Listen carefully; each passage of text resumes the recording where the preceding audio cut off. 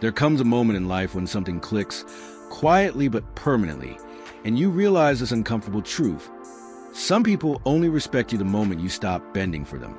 The day you stop shrinking, over-explaining, and lowering yourself just to be accepted is the day you take your power back. Real strength isn't loud or dramatic. It doesn't chase validation, beg for loyalty, or fight to be chosen. It stands calm, grounded, and unshaken, rooted in self-worth that no longer depends on anyone's approval. And if you're here, it's probably because you learned the hard way that sacrificing yourself never made anyone love you more. It only made you invisible. For years, you may have believed that being flexible, forgiving, and easygoing would keep people close, that tolerating disrespect just one more time would somehow earn you love. But reality teaches a harsher lesson.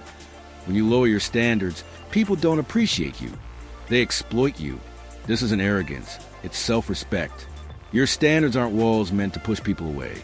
They're filters that protect you for what looks like love, but slowly poisons your peace. And the people who get offended when you set boundaries are usually the ones who benefited when you had none.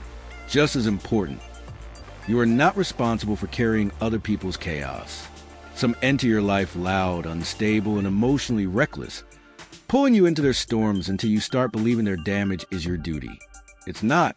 You have control over your mind, not over their behavior.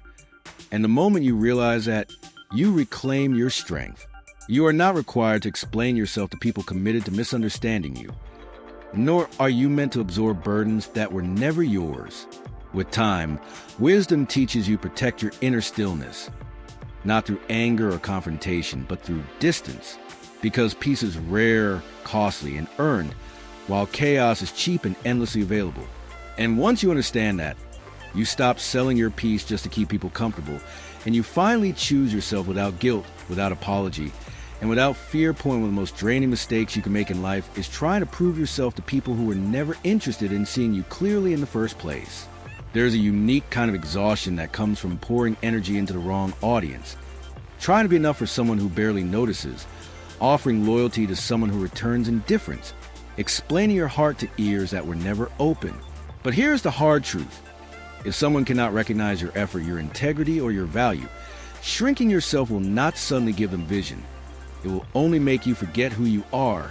When your focus is fixed on the wrong people, your direction fades, your goals blur, and your fire slowly dims. Because a life spent seeking approval is a life lived off course. Strength begins the moment you stop auditioning for roles in other people's stories and start writing your own.